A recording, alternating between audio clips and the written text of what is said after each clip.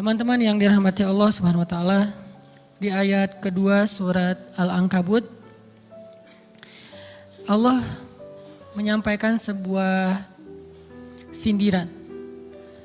Allah nyindir dengan bahasa, emangnya manusia pikir Allah akan biarin aja mereka mengatakan kami telah beriman, sementara mereka tidak diuji. Ini Allah lagi menyindir orang-orang yang selama ini berputus asa setelah beriman. Berputus asa setelah berhijrah. Berputus asa dan mengeluh setelah bertaubat. Allah lagi nyindir mereka nih. Seolah-olah Allah bilang, kenapa setelah kalian beriman malah kalian masih berkeluh kesah? Kenapa kalian setelah bertaubat malah menjadi ragu kepada Allah? Kenapa kalian setelah berhijrah malah jadi labil? Bukankah harusnya setelah kalian menyatakan kami taubat, kami hijrah, kami beriman, harusnya iman kalian makin mantap? Dan bukti bahwa iman kalian mantap apa? Bahwa ketika kalian diuji, kalian sama sekali tidak goyah. Jadi Allah Subhanahu wa taala seolah-olah mengatakan bahwa ujian adalah tabiat iman. Bahwa ujian adalah tabiat iman. Bisa diuji dengan ujian yang kita tidak suka, bisa juga diuji sebaliknya dengan ujian yang kita suka. Bisa diuji dengan ujian yang sifatnya fisik, bisa diuji dengan ujian yang sifatnya harta, bisa juga diuji yang lebih berat lagi dengan ujian yang sifatnya perasaan. Yang jelas semuanya diuji. Bisa diuji dengan ujian musibah, bisa juga diuji dengan godaan-godaan dari syaitan yang melalui hawa nafsu kita. Bisa diuji dengan kemarahan, dipancing oleh orang lain untuk marah, dipancing di sosmed untuk ngebalas komen-komen mereka, dipancing untuk berdebat, dipancing untuk akhirnya kita saling menjudge, saling menjatuhkan, saling menjelekkan. Ini semuanya bentuknya ujian. Makanya Allah Subhanahu wa taala mengatakan di pembukaan surat Al-Ankabut, kalau ujian itu adalah tabiat iman. Ujian dan keimanan itu nggak bisa dipisahkan. Apa hubungan antara iman dengan sabar? Sehingga Allah Subhanahu wa taala menilai keimanan seseorang itu dengan cara mengujinya. Apa hubungan antara iman dengan sabar? Ternyata ciri yang paling jelas orang yang imannya baik adalah sabarnya. Makin baik imannya, harusnya makin kuat kesabarannya. Jadi orang yang paling beriman itu tidak dilihat dari wawasan agamanya. Itu lebih kepada orang yang berwawasan luas, yang ilmunya banyak. Tapi belum tentu orang yang wawasannya luas adalah orang yang paling baik imannya, belum tentu. Bukankah iblis itu wawasannya luas? Dia mengerti banyak hal yang bahkan kita gak ngerti. Iblis ngerti tentang dunia di langit. Iblis mengerti tentang alam yang ada di surga, alam yang ada di akhirat. Iblis tahu, bahkan udah masuk surga. Jadi ilmu iblis lebih banyak daripada kita sekarang. Tapi kenapa iblis malah tidak sebanding antara ilmunya, wawasannya dengan ketakwaan dan kesolehannya? Karena iblis tidak sabar dengan sebuah ujian. Ujian iblis apa? Eksis. Itu ujiannya iblis. Dia udah lama eksis, followersnya banyak. Setiap dia posting, orang berlomba-lomba jadi first like. Setiap dia posting, di repost rame-rame. Di YouTube viral. Channelnya tuh paling banyak subscribersnya. Iblis. Coba cari nanti di YouTube iblis. Ada nggak channel? Itu udah viral banget loh. Eksis banget. Tiba-tiba datang pendatang baru. Muncul pendatang baru. Pendatang baru ini tiba-tiba melejit. Followersnya langsung nambah. Kejar-kejaran akhirnya disalib. Pas lagi kayak gitu dia nggak kuat dengan ujian nama besar, ujian eksistensi, ujian popularitas, ujian siapa yang lebih dihargai, ujian-ujian kayak gitu. Sama kayak kita kadang-kadang ngerasa udah banyak jasa dalam sebuah organisasi, udah banyak jasa dalam sebuah komunitas, udah banyak jasa dalam sebuah lingkungan, masjid, sekolah, organisasi, teman-teman kita yang paling sering berkorban. Tapi ternyata yang eksis, yang masuk media, yang masuk TV justru orang lain. Itu kan ujian ya. Nah ini nih yang kadang-kadang ujian namanya zulzilu, diguncang perasaannya.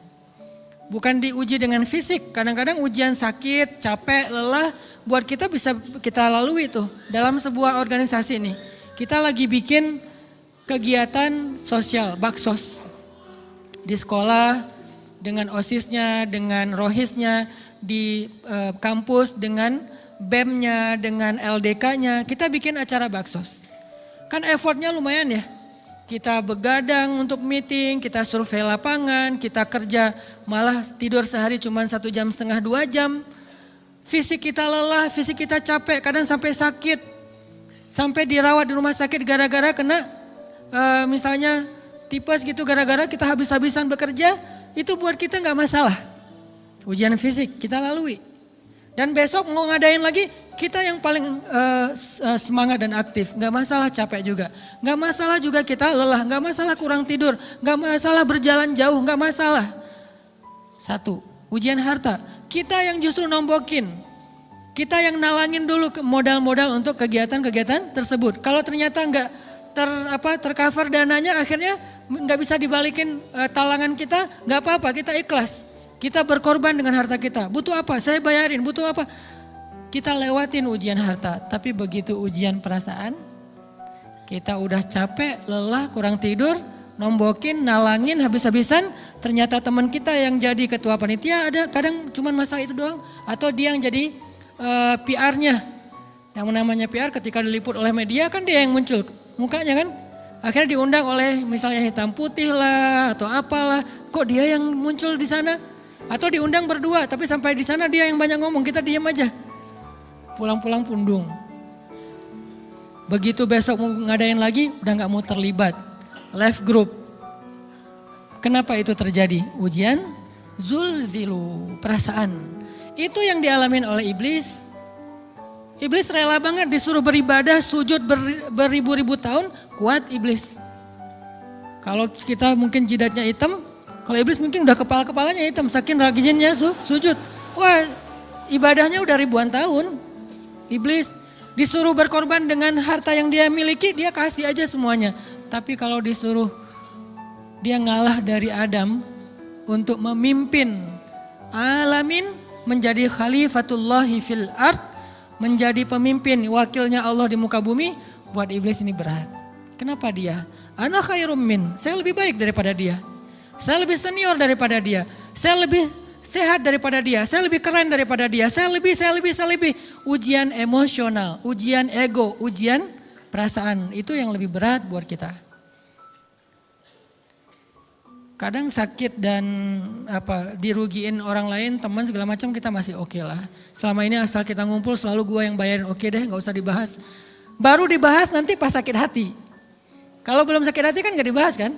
Gak apa-apa deh kita terus yang bayarin, kita traktirin ngopi apa segala macam. Gak pernah dibahas. Kebersit sih di benak kita, cuman gak mau dibahas. Kenapa? Udahlah biarin aja, easy going. Kemudian kayak kita yang capek harus rempong sana kemari segala macam. Selalu acaranya di rumah kita, akhirnya kita yang bayarin, kita yang rempong, nyiapin segala macam, bebersih sendiri. Tapi begitu ada yang nyakitin perasaan kita sedikit aja, semua itu balik lagi. Dari dulu ya, nah keluar kan? Kenapa? Dipancing oleh ujian perasaan. Jadi ternyata yang paling berat itu adalah zulzilu, diguncang perasaannya. Kita kadang-kadang habis-habisan buat seseorang, gak masalah. Hujan-hujanan dia yang pakai jas hujan, kita gak pakai apa-apa, gak apa-apa. Sakit-sakitan juga, dikerok dan segala macam, biarin aja. Kalau perlu misalnya kalau bannya lagi kempes, dia naik Grab, kita dorong-dorong motor terus cari tempat segala macam sampai tengah malam. Gak apa-apa deh buat dia.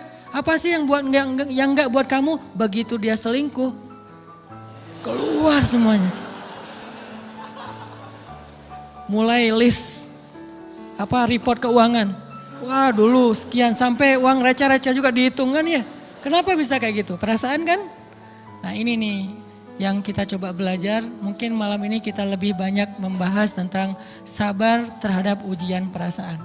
Karena banyak macam-macam ujian. Nah, gimana kita memanage perasaan kita? Gimana cara kita merecovery perasaan kita dengan bab sabar? Insya Allah nanti akan kita lanjutkan setelah selesai sholat isya. Barakallah. Bismillahirrahmanirrahim.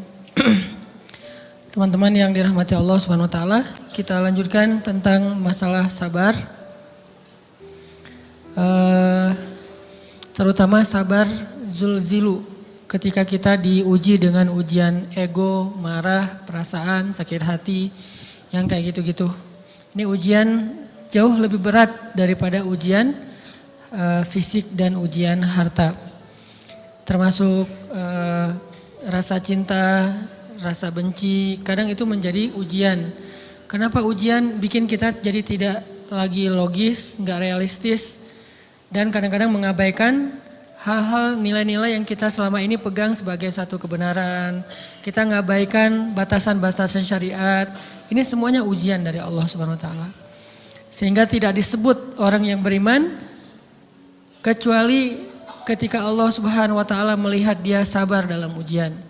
Kalau dia nggak sabar dalam ujian, malah di dalam pembukaan surat Al-Ankabut tadi Allah menggolongkan mereka termasuk orang-orang yang munafik. Apa arti yang orang munafik?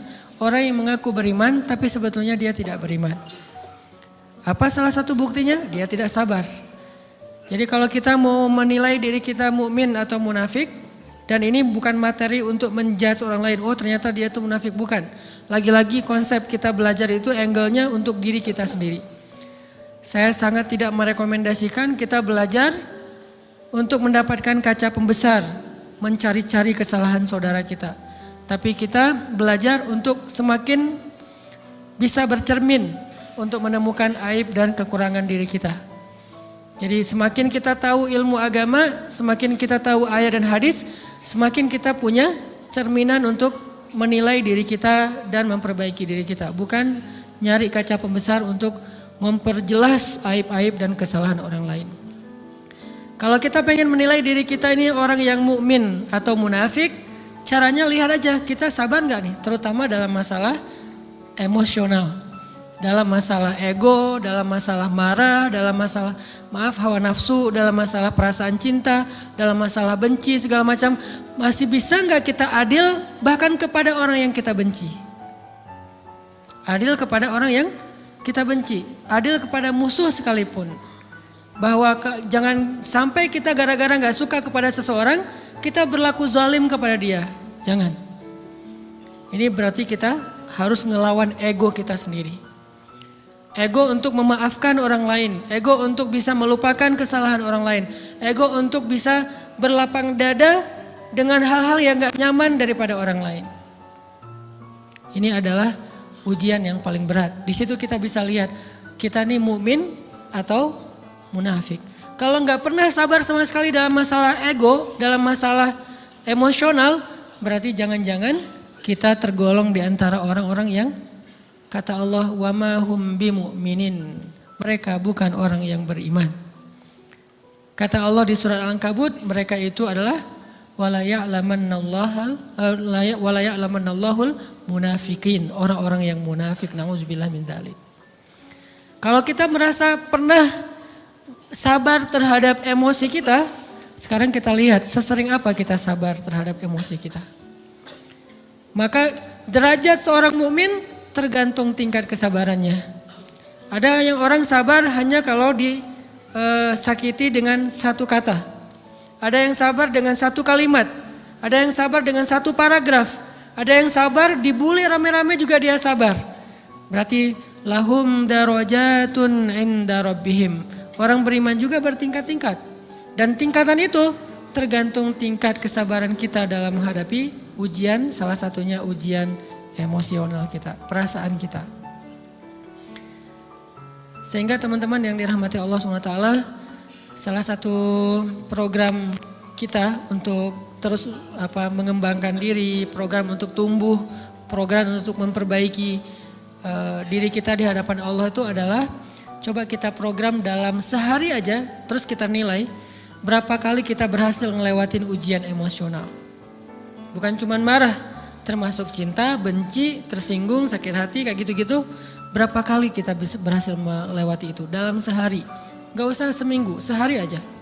Di jalan, sama temen, di grup WA, di IG, di Twitter, di mana gitu. Coba kita lihat berapa kali kita bisa menahan diri kita dan bersabar. Bukan berarti tidak respon ya, bukan berarti pasif. Kita bisa merespon tapi dengan cara yang elegan. Kita bisa merespon tanpa harus memperlihatkan emosional yang meledak-ledak. Bukan berarti ketika disakiti orang, dihina dan segala macam kita diam aja. Gak selalu kayak gitu. Kadang-kadang kita perlu merespon untuk mengklarifikasi, tabayun kalau kata orang-orang yang dalam ilmu fikih. Kita harus tabayun. Tapi tabayun dengan marah itu beda. Tabayun dengan mencela itu beda. Sehingga kita mencoba menahan diri berpikir, aduh capek kalau gitu. Tapi kan ini bagian dari pembelajaran. Makin terbiasa kayak gitu, terbiasa elegan, maka otomatis jadi nggak terlalu repot lagi. Kan awal-awal bersikap pengen yang bijaksana, yang elegan, yang dewasa, itu kan kadang-kadang harus diusahain ya.